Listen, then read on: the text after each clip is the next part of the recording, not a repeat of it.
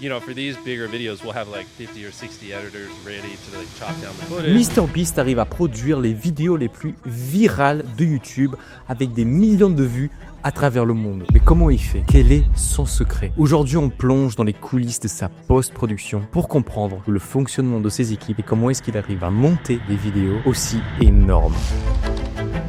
MrBeast, c'est avant tout un visionnaire. Il s'entoure des meilleurs talents, des personnes qui sont obsédées par le montage vidéo, qui sont obsédées par la création de la vidéo en général, qui sont perfectionnistes et qui cherchent à raconter la meilleure histoire possible. Il ne s'agit pas de faire juste des cuts, des petits zooms par-ci par-là. Non, tout est poncé et calibré au millimètre près. Je ne sais pas si vous suivez beaucoup son contenu, mais il a déjà donné des interviews, il y a des podcasts qui sont disponibles sur YouTube où il parle un petit peu de sa création de contenu et où justement il raconte que les personnes qui l'engagent sont tout aussi obsédés que lui, enfin certainement pas autant, par la création de contenu. I met a bunch of people when I had 10,000 subscribers and we just literally obsessed from the time we woke up to the time we went to bed. Je vous conseille d'aller regarder certains podcasts, franchement ils sont excellents, vous allez apprendre énormément sur la création de contenu, principalement sur YouTube. Et il y a quelques mois, un ancien employé de MrBeast a leak un document super important. C'est un guide interne de 36 pages où il raconte comment faire une vidéo parfaite. Il est trouvable un petit peu partout et il y a vraiment des informations super croustillantes que je pense chaque youtubeur devrait lire au moins une fois. Et toi, est-ce que tu t'es déjà demandé comment MrBeast il produit des vidéos comme ça? Parce que son montage, il n'aurait pas une aussi bonne rétention du spectateur. Et n'oublions pas que beaucoup de ces tournages, il y a des centaines de caméras. Donc comment il dérush? Comment est-ce que ces monteurs synchro tout l'ensemble? C'est une folie! Et ça m'emmène au deuxième point. Tu sais ce qui est fou avec MrBeast? C'est que ce taré, il a investi des millions dans un serveur géant. Plusieurs millions de dollars. Oh mon Dieu. Et pourquoi, tu vas te demander? Alors je pense qu'en vrai, ça doit être compliqué quand tu as des milliers et des milliers et milliers de gigas de fichiers. Si tu dois acheter des disques durs pour les passer à tes monteurs et en plus tu dois les envoyer aux monteurs et tout, ouah, la galère. Donc le mec il a juste acheté un serveur à plusieurs millions d'euros ou de dollars si tu préfères. En vrai il a raison parce qu'il explique dans une interview justement à quel point ça serait plus coûteux pour chaque vidéo s'il n'avait pas ce serveur et qu'il devait donner à chaque fois des disques durs à des monteurs, etc. To record 300 cameras for days, to even house that much footage, you need a giant server. So in our other studio, I'll show you when we go over there, we have a multi-million-dollar server rack and everything that our editors can remote into to actually edit the footage. En fait, ce serveur, il va permettre à son équipe de travailler, de collaborer au même temps, en temps réel. Les monteurs, ils peuvent bosser, je sais pas, être à Los Angeles et on a un autre qui est à New York et en fait, ils ont accès à la même information en même temps. Donc, ils savent exactement ce qui se passe à la seconde près. C'est là où tu vois la différence entre MrBeast, qui est fou dans sa création de contenu, et un YouTuber français lambda qui parfois n'a pas besoin de grosses productions. Il suffit d'avoir un seul monteur, un seul PC et c'est parti. Putain, mais imagine un tournage avec plus de 100 caméras. Mais comment tu gères ça? Mais c'est un cauchemar, hein? Bon, arrêtons les conneries. Chaque vidéo de MrBeast respecte une règle d'or. Capter l'attention en moins de 5 secondes et de répondre à la promesse de la miniature et du titre en moins de 5 secondes. Pas 10, pas 15, 5 secondes. Si ton client ne fait pas ça sur sa vidéo, si tu ne fais pas ça sur ta création de contenu, les gens vont quitter la vidéo et ils vont pas revenir. Ça commence donc par le hook. Regarde ces vidéos. Je vais m'enterrer 7 jours dans un cercueil. Mais ça va pas la tête. Et tu le vois dès le début de la vidéo qui va le faire. Je vais passer les 7 prochains jours enterré vivant. Ou alors le dernier à quitter ce cercle gagne une maison.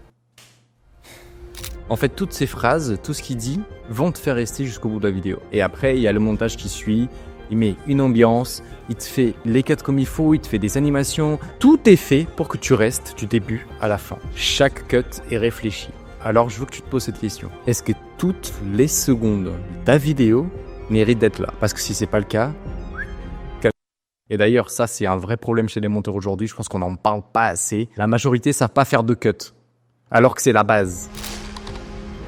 Le quatrième point qu'on peut évoquer, c'est sa direction artistique, qui a d'ailleurs été très bien choisie et très bien faite. Il n'utilise pas n'importe quelle typographie, n'importe quelle couleur dans ses vidéos. Non. Il utilise quelque chose que tu reconnais partout et surtout que tout le monde peut reconnaître. Même si ces concepts ils varient de fou, comme j'aide 2000 personnes à remarcher, ou alors je donne une maison à un inconnu, bah il respecte toujours son identité visuelle, c'est toujours la même, et bien, elle est reconnue par tout le monde. Que tu ailles sur TikTok, Instagram, si tu vois sa typographie et ses couleurs, tu sais que ça vient de chez MrBeast. Tu vas sur Submagic pour faire les sous-titres automatiques. Tu as MrBeast avec sa typographie. Et quand tu vois des shorts avec, tu sais d'où ça vient. Tu sais même que c'est Submagic qui a fait ça. En fait, ça tape à l'œil et il a visé juste. Ça tape à l'œil à tout le monde. C'est pas fait pour être joli. C'est fait pour être reconnu. Et j'arrête pas de me répéter, je me casse les couilles. Alors prends note. Ceci est très important. Si tu veux que ton contenu soit mémorable, engage MrBeast. Ouais. Ah ouais, ça me paraît une bonne solution. Le 5e point, et pas des moindres, c'est le storytelling. Tu penses vraiment que ces montages, ces vidéos sont juste des moments cool, compilés? Pas du tout. Chaque vidéo est une histoire. Il y a un début, un conflit, une résolution. La base du storytelling. Peu importe le sujet, le storytelling est au centre. Si c'est quelqu'un qui doit gagner une maison ou gagner un défi, regarde bien quelles sont les personnes qu'il met en évidence dans sa vidéo tout au long de l'histoire, comment chaque personnage progresse dans l'histoire. C'est assez fascinant comment le storytelling il est très très bien fait sur ces vidéos. Si on prend un exemple, sa dernière vidéo, il aide 2000 personnes à remarcher. Et tout est structuré pour que tu restes du début à la fin.